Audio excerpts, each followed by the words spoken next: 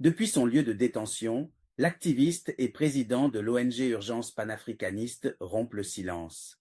Lettre officielle de Kémy Séba en direct de prison en Afrique du Sud.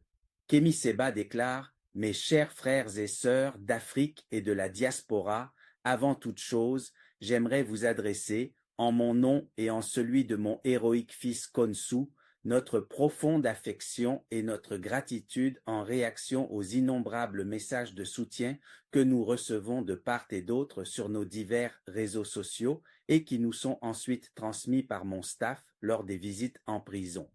Ces messages que vous nous envoyez suite à cette ultime manipulation des services secrets néocoloniaux français et de leurs caniches bien dociles du gouvernement béninois, tous bien aidés, il est vrai, par certains agents blancs des services secrets sud-africains, volontiers créatifs et mythomanes dans leur stratégie visant à inventer contre mon fils et moi-même des accusations les plus grotesques les unes que les autres afin de nous maintenir en détention, trop inquiets qu'ils sont tous de voir exposer les stratégies pluridimensionnelles d'exploitation et d'oppression de nos populations africaines par l'élite néocoloniale.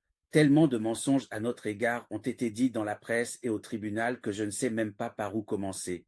Débutons par la dernière calomnie en date, à savoir l'accusation grossière selon laquelle je planifierais des attentats en Europe.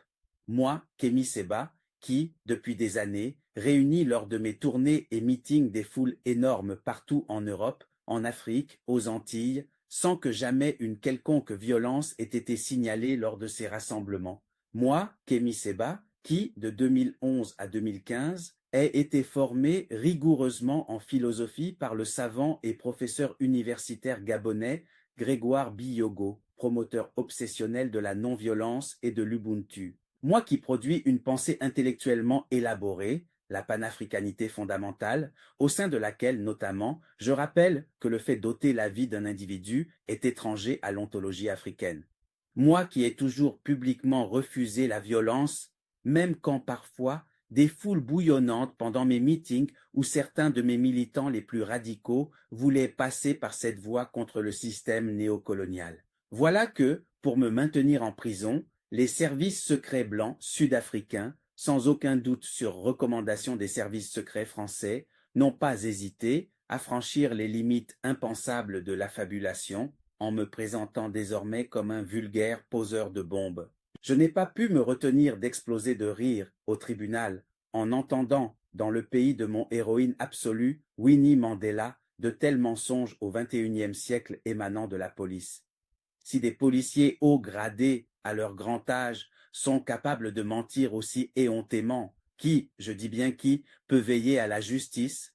La question face à une si grande manipulation mérite d'être posée, et encore, mes chers frères et sœurs, si c'était le seul mensonge, on en rirait tous, mais il n'en est rien. Tant d'autres calomnies ont été propagées contre nous.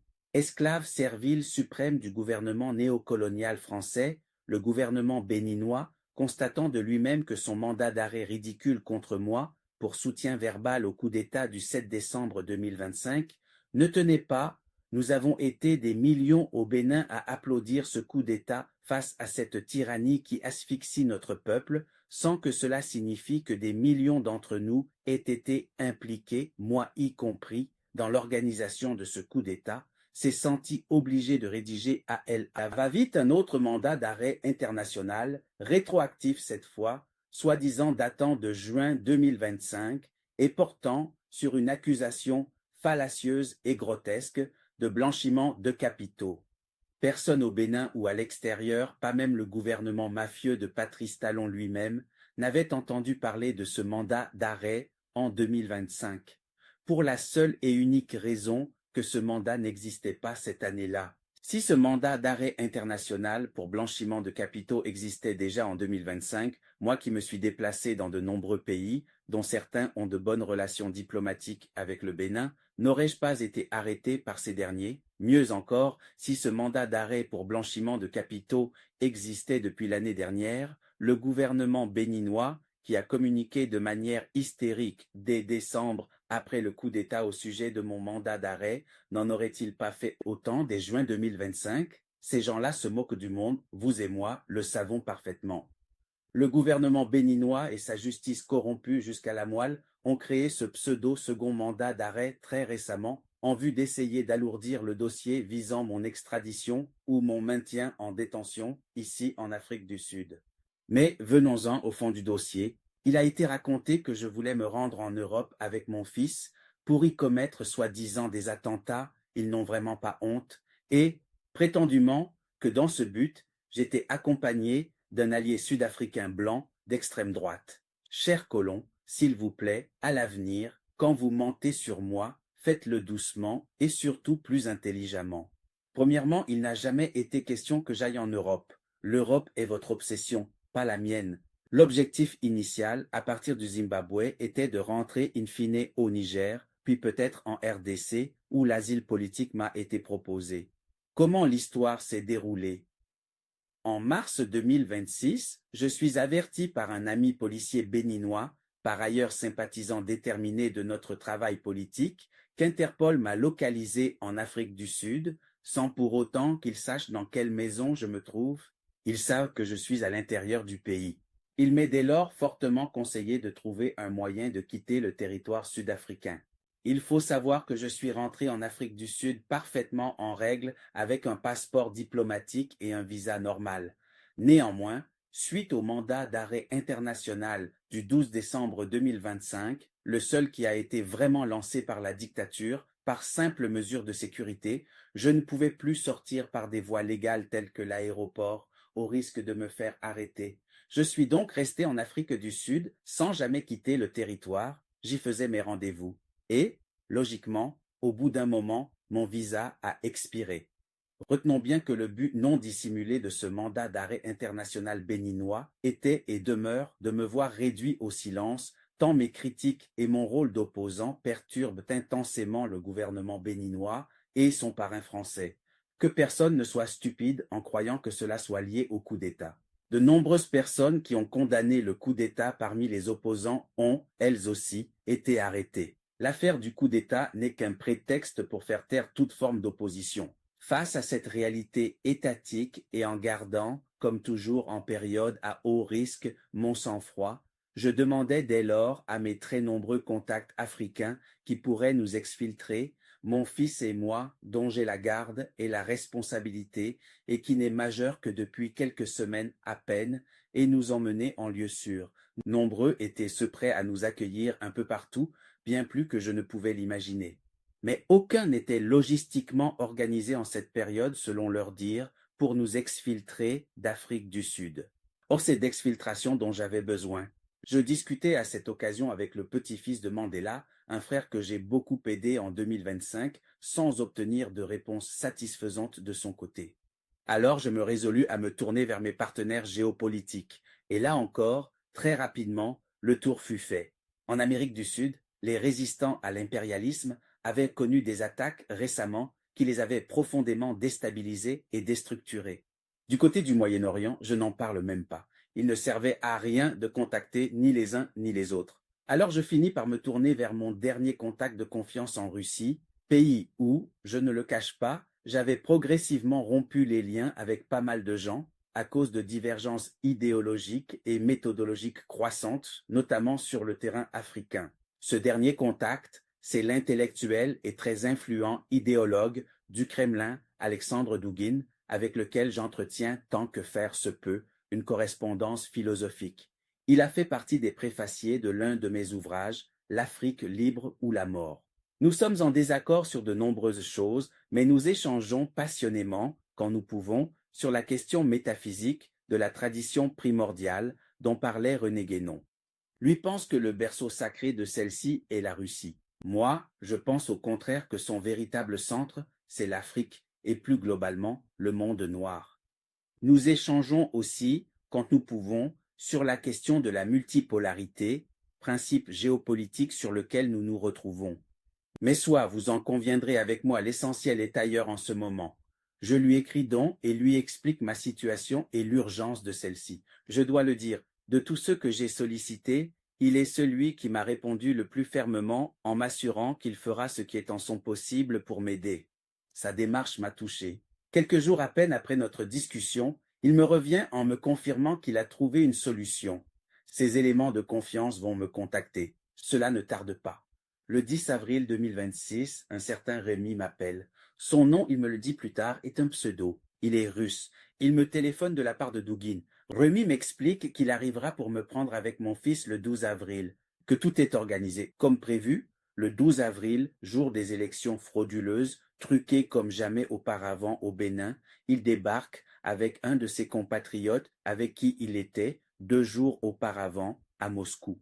Il m'explique une fois posé le plan. Ils, les Russes, ont des gens pour nous exfiltrer, nous faire traverser discrètement la frontière du Zimbabwe, et là-bas, un avion russe nous attendra et nous amènera dans un premier temps à Moscou, où nous resterons quelques jours avec Douguine. J'y ferai à cette occasion un certain nombre d'interviews et ensuite un autre avion russe nous emmènera au Niger, partenaire diplomatique important de la Russie. Et une fois au Niger, suite à ma requête, si le gouvernement du CNSP le veut et le peut, ils verront s'il est nécessaire et pertinent que j'aille en RDC. 20 minutes après l'arrivée des 2 Russes à mon domicile à Fourway, 2 frères Zoulous qui travaillent pour une première boîte de sécurité recrutée pour nous accompagner dans un premier temps arrivent à la maison. Ils se déclarent par ailleurs partisans de Julius Malema. Ce sont eux qui sont chargés de nous accompagner les premières heures. Julius Malema est un frère que j'apprécie, et voir 2 frères qui se réclament de son idéologie et de sa mouvance à nos côtés dans cette opération me réchauffe le cœur. Car au fond de moi, je trouvais inconcevable que ce soit seulement des Blancs, fussent-ils russes, qui nous aident à nous exfiltrer en lieu sûr, alors que je risque ma vie depuis 27 ans pour la race noire aux 4 coins du monde et que des millions de Noirs nous suivent un peu partout. Les 2 Russes, Remy et son collègue, nous disent que l'on se retrouvera au Zimbabwe. Les 2 frères Zoulous nous transportent dans leur 4x4 et nous déposent dans un hôtel entre Johannesburg et Pretoria. Nous y passerons, mon fils et moi, ainsi que les 2 frères qui assureront la sécurité à tour de rôle devant l'hôtel, la nuit, du 12 au 13 avril 2026. Le 13 avril 2026, moment fatidique, les 2 frères Zoulous attendent un coup de fil leur indiquant le top départ pour nous transférer à l'autre boîte de sécurité recrutée pour nous faire traverser la frontière jusqu'au Zimbabwe. Rappelons que tout ceci se déroule car le régime dictatorial béninois de Patrice Talon et Romuald Wadagni cherche par tous les moyens à m'éliminer politiquement. C'est la survie de mon œuvre politique contre leur système néocolonial que je vise en agissant ainsi. En aucun cas je n'ai pour objectif de violer une quelconque loi. Dans le courant de l'après-midi donc, le tant attendu coup de fil survient. Les 2 frères Zoulous nous conduisent sur le parking d'un centre commercial de Pretoria. Et là, 2 autres caucasiens plus jeunes que Remy et son collègue, ils me paraissent russes, vu la pâleur extrême de leur peau, nous attendent. Eux-mêmes, qui sont dans leur voiture, attendent l'autre fameuse boîte de sécurité qu'ils ont personnellement sollicitée pour nous faire traverser la frontière. Contrairement aux 2 Zoulous, je n'ai pas l'occasion d'engager une discussion avec eux. Tout juste l'un des 2 sort pour nous saluer furtivement. Lui et son collègue me paraissent froids, mais je me dis que ce sont des Russes. Je ne cherche de toute façon pas leur amitié, je veux juste sortir de là. Quelques minutes après, tout s'enchaîne. Des voitures surgissent de nulle part à la vitesse du son. Les frères Zoulous et les 2 Caucasiens me disent qu'apparemment il s'agit de l'autre boîte de sécurité chargée de nous faire traverser la frontière jusqu'au Zimbabwe. Les frères Zoulous sortent donc les bagages de la voiture avant de partir. De ces voitures qui viennent de surgir sortent plusieurs hommes cagoulés. Ils prennent nos bagages rapidement, à mon fils et à moi-même, puis nous installent dans leur voiture et démarrent. Tout va très vite. Personne ne nous parle pendant le trajet. Au bout de 10 à 15 minutes environ, ils se garent devant un bâtiment que je n'arrive pas à identifier. Ce n'est qu'en sortant de la voiture avec mon fils que je réalise ce qu'il se passe. 2 Blancs quinquagénaires qui, je dois le dire, suintent le racisme anti-noir à des kilomètres à la ronde, nous accueillent. Ils se présentent, ils sont membres des services secrets sud-africains. Les hommes cagoulés qui nous ont récupérés sur le parking n'étaient en réalité pas une boîte de sécurité chargée de nous faire traverser la frontière, mais une unité policière agissant sous couverture, se faisant passer pour une boîte de sécurité, mais travaillant en réalité pour ces agents secrets sud-africains blancs. On découvre dans le même temps que les deux jeunes caucasiens au teint pâle qui attendaient avec nous sur le parking étaient surveillés et infiltrés à un haut degré depuis longtemps par ces services secrets pour leurs activités politiques dans le pays, et que ce n'est que comme cela que nous avons été arrêtés et identifiés lors de cette fameuse rencontre sur le parking. Et, cerise sur le gâteau, ces deux blancs du parking que je pensais russes ne le sont absolument pas. Ce sont des beurs nationalistes travaillant apparemment avec la Russie. Les deux frères Zoulous ont pu quant à eux s'échapper. Les policiers sont d'ailleurs énervés de ne pas avoir pu les arrêter. Je me dis tant mieux pour eux. Les agents secrets blancs nous interrogent. Je ressens chez eux une agressivité anti-noire que je n'ai jamais ressentie de ma vie. Tout noir ressentirait à ma place ce que nous ressentons en cette circonstance. Fait notable et ironique, leur hostilité est en tout point supérieure à ce que j'avais assimilé à de l'extrême froideur chez les deux jeunes nationalistes Boers du parking. Ils nous demandent avec insistance où j'habite, dans quelle ville, où sont nos téléphones, car ils ne les ont pas trouvés avec moi. Je réalise ainsi que, s'ils ne connaissent pas mon domicile, dans lequel je vis pourtant depuis des mois, dans lequel le Russe Remy, son collègue, et les deux frères Zoulous sont venus tranquillement nous chercher, c'est qu'en effet ils ne savaient absolument pas où j'habitais dès le départ, et qu'ils n'ont pas pu identifier ni les deux Russes ni les deux frères Zoulous.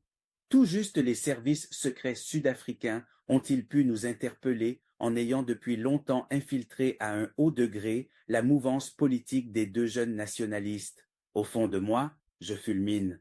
Comment les Russes, si stratèges d'ordinaire dans un pays aussi marqué racialement et politiquement que l'Afrique du Sud, avec tous les Noirs qui auraient pu être recrutés pour cette mission, peuvent-ils engager pour m'escorter, disait-il discrètement, deux nationalistes boers surveillés, surtout quand on connaît a fortiori mon regard radical sur la question du séparatisme boer en Afrique du Sud? Pour moi, Noirs et Blancs ont tout le droit de vivre dans ce pays en Afrique du Sud. Ils ont définitivement tous le droit de vivre dans cette contrée. On ne refait pas l'histoire. La seule chose que je souhaite a fortiori pour les miens, c'est plus de justice sociale dont ils semblent être dramatiquement privés actuellement. Pour ce qui est du séparatisme boer, s'ils veulent vivre loin des Noirs, ce qui ne me dérange pas, vous vous en doutez, le meilleur moyen pour eux de vivre leur nationalisme est d'aller en Occident ou, pourquoi pas, en Russie, terre matricielle des Caucasiens. Mais ils n'ont pas vocation, selon moi, à parler de développement séparé dans un pays que leurs aïeux ont violemment colonisé. Je suis un disciple politique acharné de Winnie Mandela, de Chris Hani, de Steve Biko. Je ne peux concevoir que les Russes aient recruté ces militants nationalistes boers qui, de surcroît, étaient, de toute évidence, surveillés par la police, vu leur profil idéologique, pour escorter secrètement un politicien panafricaniste et anticolonialiste recherché par les services secrets néocoloniaux. Il y a pour moi quelque chose qui cloche dans cette affaire. Je sais Dugin extrêmement sincère et loyal de manière générale, et plus encore avec moi, mais je ne comprends pas la stratégie de ses collègues russes sur ce coup, qui ont organisé cette opération. Ceux qui connaissent en profondeur mon parcours savent que, formé initialement par l'école du black nationalisme, je n'ai jamais eu de problème, à mes débuts en France, à parler de séparation raciale avec les nationalistes blancs, à l'image de mon maître absolu, une des plus grandes icônes de l'histoire du panafricanisme, Marcus Garvey, qui stipulait que la meilleure façon de se tenir éloigné du racisme anti-noir était de prôner une stricte séparation vis-à-vis de ceux qui en étaient les émetteurs. Chacun chez soi et les moutons seront bien gardés, me disais-je dans ma vingtaine, mais ceux qui là encore suivent mon parcours savent que mon retour en Afrique en 2011 m'a progressivement éloigné d'une hostilité essentialisante vis-à-vis des Blancs, m'orientant, au fur et à mesure que je vivais les indécentes injustices sociales entre Noirs, vers la lutte des classes que je corrélais à la doctrine philosophique que j'élaborais depuis lors, en l'occurrence la panafricanité fondamentale.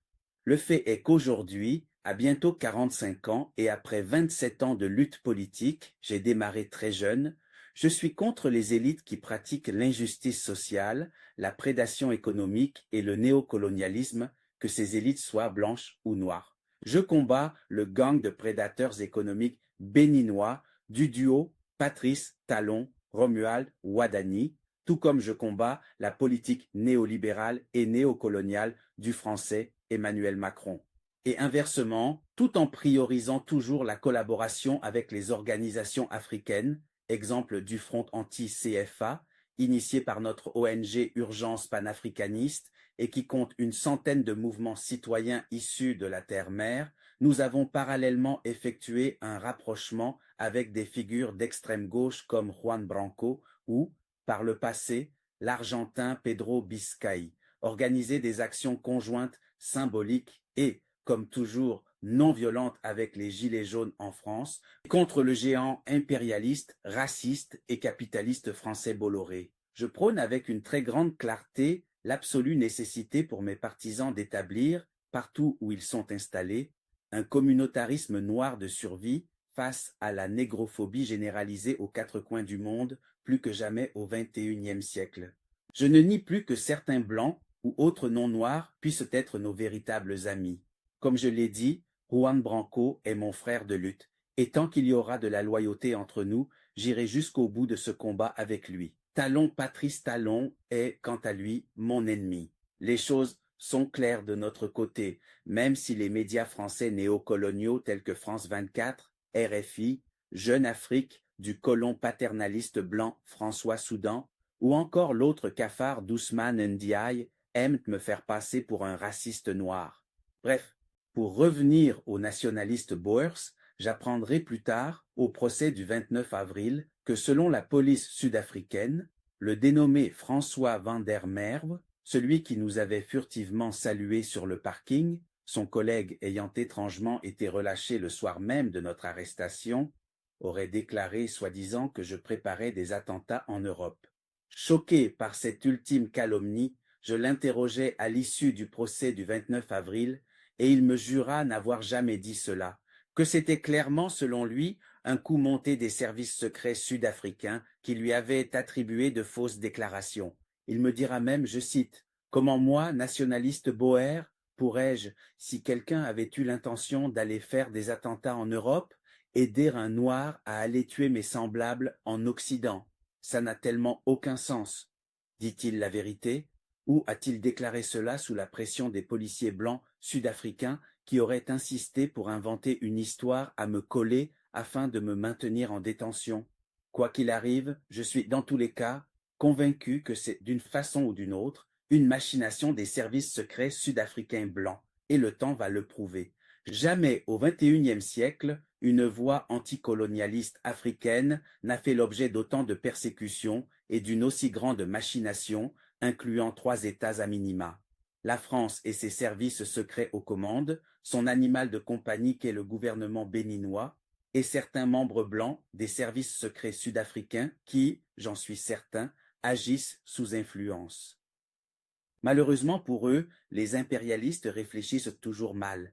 Ils ne se rendent pas compte qu'à chaque fois qu'ils persécutent les résistants noirs, la résistance africaine en sort grandie et ils ne font que densifier l'impact de son œuvre dans le cœur de millions de gens. Je conclus cette longue lettre par une pensée pour mon fils, Konsu Seba, ce jeune héros arrêté seulement pour avoir voulu rester veillé sur son père qui se bat pour la libération et l'autodétermination de son peuple. Tu es la plus grande fierté de ma vie, mon fils. Nous sommes dans des emplacements différents en prison, et je ne peux te voir autant que je le souhaite. Et même si je saigne de te savoir ici, je te sais très fort psychologiquement. Tu es l'avenir de notre peuple, et, là aussi, le temps le dira. Ta mère Etouma, qui, je le sais, souffre dans sa chair de te savoir ici, et dans le même temps, j'en suis convaincu, fière de toi, de ta dignité, de ton courage et de ton amour pour l'Afrique. Je pense à mes autres enfants. Tête, ma fleur, je t'aime profondément. Eka, mon diamant, Anupé, mon petit lion, je pense aussi fortement à vous deux, mes cadets, qui êtes injustement bloqués avec votre maman Natou au Bénin, vos passeports étant détenus par le gouvernement mafieux au pouvoir. Je pense à mon père de 80 ans, médecin extrêmement brillant à la retraite aujourd'hui, et à la reine qu'est ma mère, âgée de 76 ans, ancienne cadre infirmière, puéricultrice audacieuse et visionnaire, une agogie des temps modernes, elle aussi à la retraite. Tous deux sont, à leur âge, malgré les problèmes de santé qui nécessitent pour mon père une opération urgente à Paris, pris eux aussi en otage à Cotonou par le gouvernement mafieux béninois. Pourquoi? Tout simplement parce que, bien qu'apolitiques, ils sont mes parents. Ceci étant leur seul crime aux yeux du régime néocolonial béninois, ils ont, malgré leur vieillesse, sans aucun motif valable, été placés en garde à vue plusieurs jours, leurs passeports leur ont été arrachés, comme ce fut le cas pour Natou et pour mes enfants cadets. Ils sont en résidence surveillée. S'il leur arrive quelque chose, à eux ou à mes deux derniers enfants et leur maman, le gouvernement béninois le paiera. L'oligarchie béninoise Talon Wadagni dirige, derrière ses dorures développementalistes, un régime totalitaire d'ordre néocolonial, mafieux et meurtrier. Mais chaque chose a un début et une fin, je vous le garantis. À vous tous qui priez pour nous, nous ne vous remercierons jamais assez. D'ici quelque temps, les extraordinaires militants d'urgence panafricaniste, qui un peu partout sont mobilisés, vous indiqueront la marche à suivre en ce qui concerne les actions citoyennes et politiques à mener. Tous ceux qui, de près ou de loin, sont mêlés à cette machination que nous vivons et qui vise à la destruction de notre lutte pour la souveraineté africaine répondront devant l'Afrique, le peuple et l'histoire. Pour ma part, je n'ai jamais été aussi déterminé. L'ennemi devrait le savoir. Depuis toutes ces années, c'est lorsqu'on me persécute le plus, qu'on me poignarde le plus, que mes forces décuplent. Ils ne savent pas, depuis tout ce temps, qu'en voulant nous noyer, ils nous ont appris l'apnée. Ils ne font qu'accentuer le processus de résistance que nous avons depuis longtemps enclenché. Cette étape, loin de nous enterrer, va plus que jamais nous élever. L'avenir va tous nous édifier. Bénin libre, monde noir libre, Afrique libre ou la mort, nous vaincrons. Votre frère et humble serviteur Kémy Séba, président de l'ONG Urgence panafricaniste, écrivain et concepteur de la panafricanité fondamentale, fait docteur honoris causa en 2025 au pays de Patrice Emery Lumumba pour notre combat pour la cause noire mené aux quatre coins du monde depuis 1999.